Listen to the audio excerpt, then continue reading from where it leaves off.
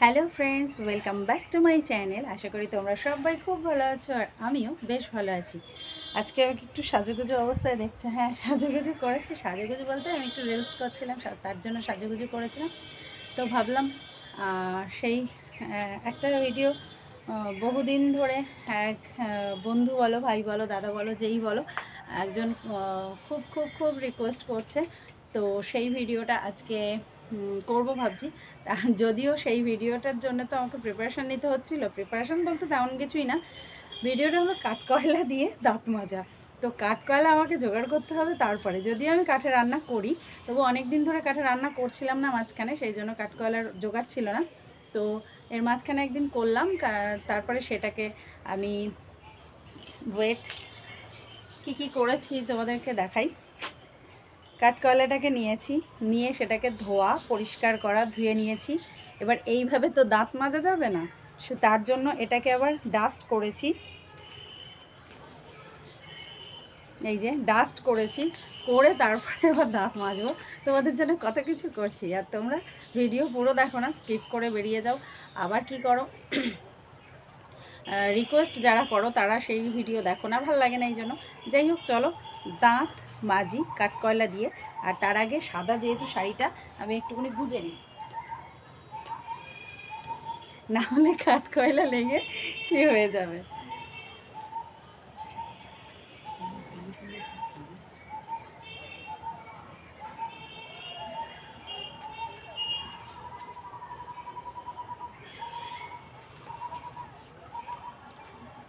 তোমাদেরকে আগে করে নিই। এইভাবে মাজা যায় না। আমি আগে বাড়িতে ট্রাই করে দেখেছি, যাতে আমার ভিডিও করতে করতে ঘেন্না না পায় বা অন্য কিছু না সমস্যা হয়।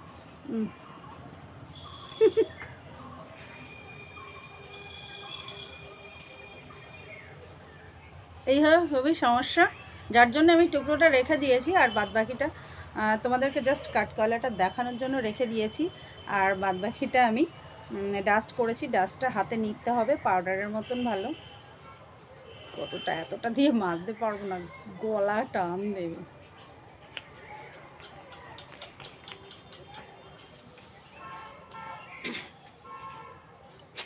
এবার আঙুলের মাথায় যেমনভাবে নিই, শুকনো আঙুল অসুবিধা হবে। কাপড়টা নিচের দিক থেকে গুঁজে নিলাম না, এইভাবে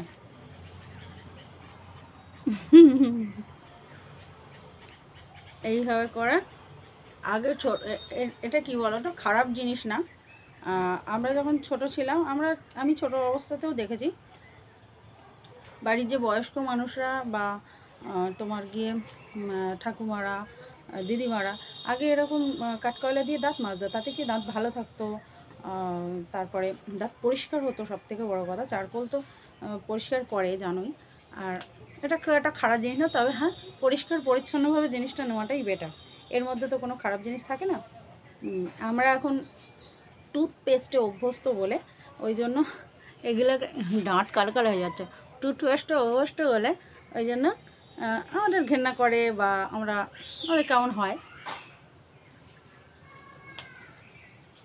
তোমরা যে কী ভাববে, কিন্তু কি করব, এই রিকোয়েস্টটা আমার মোটামুটি 3-4 মাস ধরে আসছে। আর 3-4 মাস ধরে আমি ভাবছি, 3-4 মাস ধরে ভাবছি যে ব্যবস্থা করব,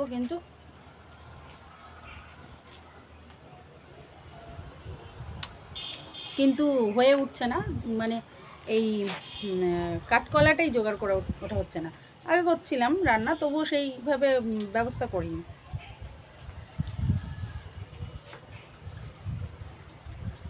হয় করতে সাদা শাড়িতে যদি কোনো রকমের লাগে তো দাগ হয়ে যাবে।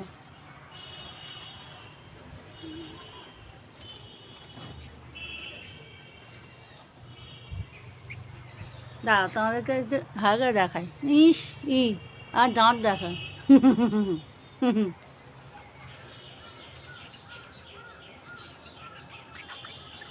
ক্যাচ ক্যাচ করে আওয়াজ হচ্ছে।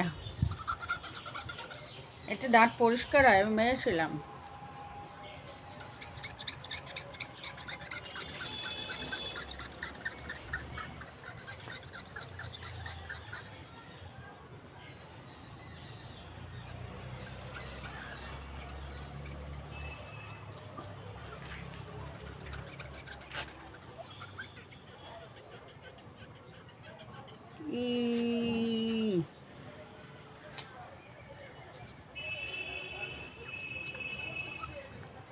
হ্যাঁ, পুরো গালটা কালো কালো হয়ে গেছে।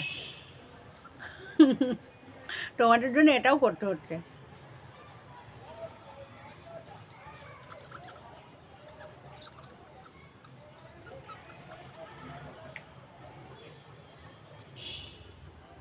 ভালোই হচ্ছে, আমার দাঁতটা পরিষ্কার হয়ে যাবে।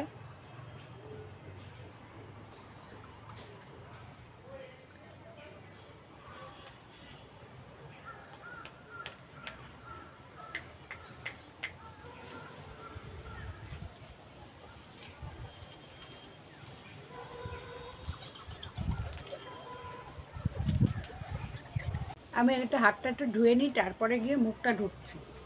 সাদা শাড়ি তো ভয় করছে।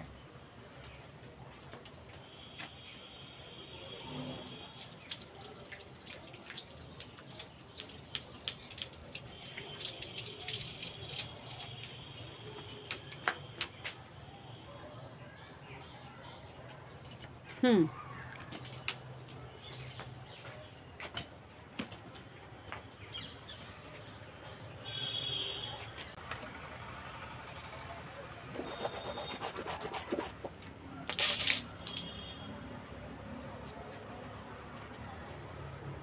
এখনো দাঁতে কালো কালো।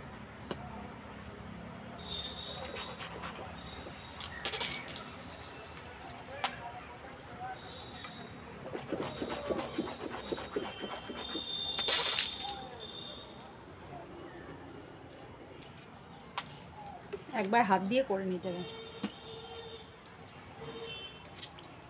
না হলে গালের মধ্যে তো আমার দাঁত মাজা একদম কমপ্লিট।